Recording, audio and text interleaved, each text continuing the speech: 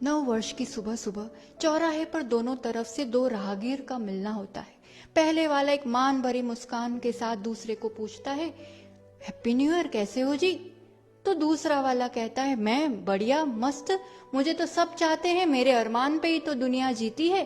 तो फिर पहले वाला, वाह, अपने मुंह अपनी तारीफ, तुम्हारे तिजोरी के माल से भी मैं तो ज्यादा कीमती हूँ, मुझे सब याद करते हैं, संजो करके रखते हैं। तो दूसरा वाला थोड़ा इतरा करके कि रहने दे, जो बीत गया उसकी क्या औकात। तो फिर वापस पहले वाला, तू क्या समझता अपने आप को, जो आया ही नहीं उसका क्या अस्तित्व। और इस तनातने के बीच एक तीसरा राहगीर आकर के शांति से खड़ा है, देख रहा है और फिर गंभीर स्वर में कहता है, तुम कुछ भी कह लो पर मेरे सामने तुम दोनों का कोई वजूद नहीं है।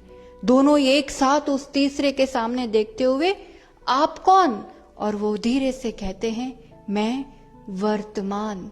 हाँ, पहले वाला है जो बीत गया, वो भूतकाल जो उसे पकड़ के रखता है, वो परेशान, भूत की तरह परेशान रहता है। और दूसरा वाला है आने वाला भविष्यकाल, जो उसके सपनों में दुनिया में जीता है, वो बेचैन रहता है। और तीसरा वर्तमान, जो उसके साथ जीता है, वो वर्धमान बनता है। दिक्कत ही ये है, हम प्रेजेंट में ही एब्सेंट रहते हैं, पास्ट और फ्यूचर के विकल्पों के साथ उसी को सोचते हैं, वर्तमान को खोते हैं और रोते रहते हैं। इस नव वर्ष का यही सजग पुरुषार्थ हमें करना है कि जो पल सामने है, हमें जो हो गया या क्या होना है, उसका कोई विकल्प नहीं करना। एक एक पल नया पल, इस पल को जो जैसा है जानो, जियो, गो विद द फ्लो।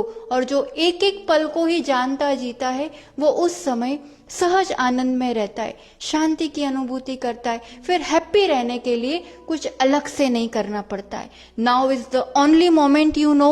वर्तमान को जानो, जियो, know the now, live in now, own the now, and you win the whole world.